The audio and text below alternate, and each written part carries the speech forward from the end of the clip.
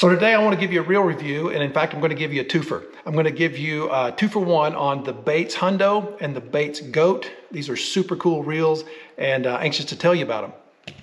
So both of these reels were shipped to me as part of the Game and Fish Tackle Test 24, and we did that test in Orlando back in January. The results have not been published, but I can tell you all the evaluators were highly impressed with both of these reels. Bates is a company that I was not familiar with until I was walking around the ICAST show floor in Orlando back in 23. A friend of mine texted me and said, "Have you been to the Bates booth?" I had not, and so walked over, and the first thing that you notice is that they mill their frames out of a solid block of aluminum.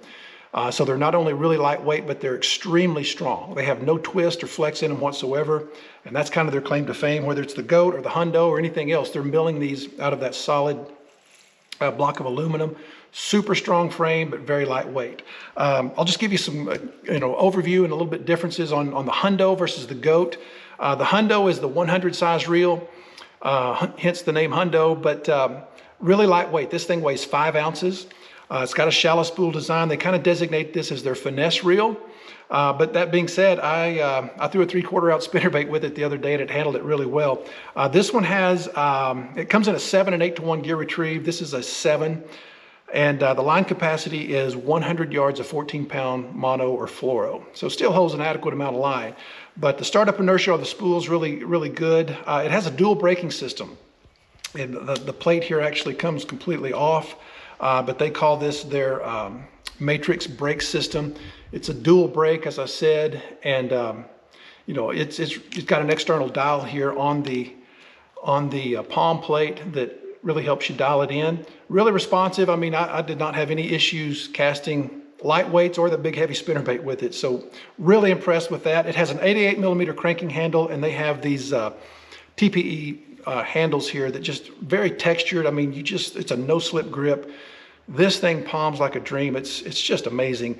And I'm just impressed with the tight tolerances on all of their products, but there's just zero space there between the frame and the spool.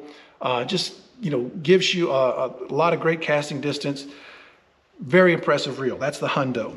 Now the Goat is considerably larger. This is a 150 size frame.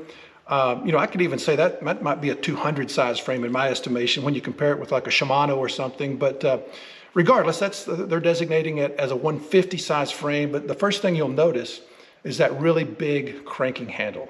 And I'll give you some side-by-side comparisons there. But the cranking handle is 120 millimeter linked handle. So the Hundo has an 88. This is 120. This thing is got a lot of torque and power to it. Obviously, the cork handles are a nice addition. They feel super nice and great. It's got the cork insert here on the thumb bar. So it just really looks sharp against that CNC finish. Now, you also have 6.3, 7.1, and 8.1 retrieves on the Goat. So this one's more of your workhorse type reel. You can throw crankbaits on the 6-to-1.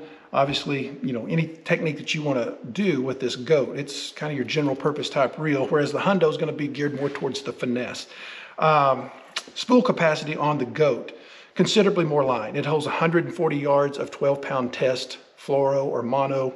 Man, that's plenty, but I like to bomb crankbaits, and that's a great cranking reel right there, especially with that size handle.